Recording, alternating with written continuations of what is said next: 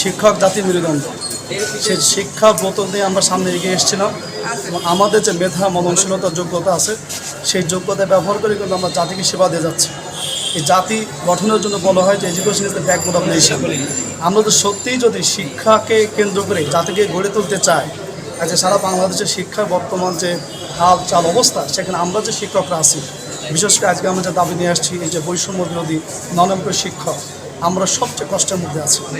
একজন রিক্সা চালক তিনি যদি সারাদিন রিক্সা চালান, তিনি এখন 500 থেকে 600 টাকা ইনকাম করেন, কিন্তু বাস্তবিক অর্থে আমাদের এমন একটা অবস্থা, মাসিক আমাদের কোনো বেতন কিন্তু প্রতিষ্ঠান থেকে আমরা পাই না।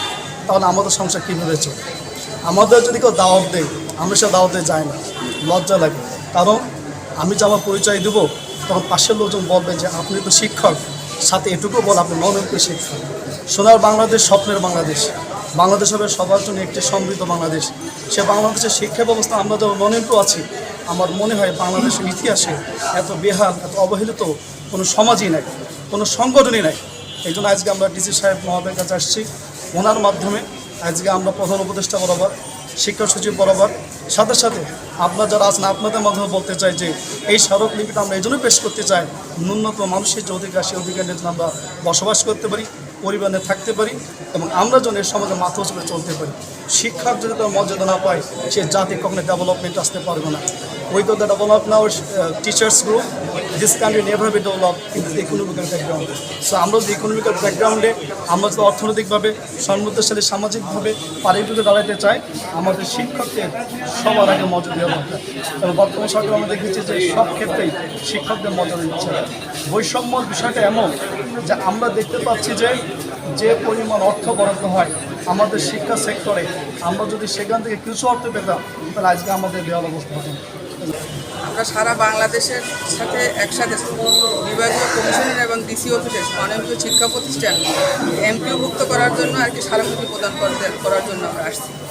আমরা সারা পৃথিবীতে কোথাও নাই যে কাজ করে তার জন্য কোনো বেতন নাই, মানে কোনো ভাতা নাই। আমরা শুধু নন-এমপ্লয়ি প্রতিষ্ঠান এই বৈষম্যের শিকার, মানে আমরা কাজ করি কিন্তু আমরা কোনো তার বিনিময়ে কিছু পাচ্ছি না। আমরা বর্তমান যে সরকার, মানবতার যে সরকার, আমরা তার কাছে আবেদন করি আমরা যদি বৈষম্যের শিকার, এই বৈষম্য থেকে পরিত্রাণ পাওয়ার জন্য এবং সকল স্বীকৃতিপ্রাপ্ত প্রতিষ্ঠান এমপিওভুক্ত, একযোগে এমপিওভুক্তর জন্য আমরা আবেদন করতেছি। আমার মনে হয় সব থেকে বড় বৈষম্য শিকার বাংলাদেশের ভিতরে।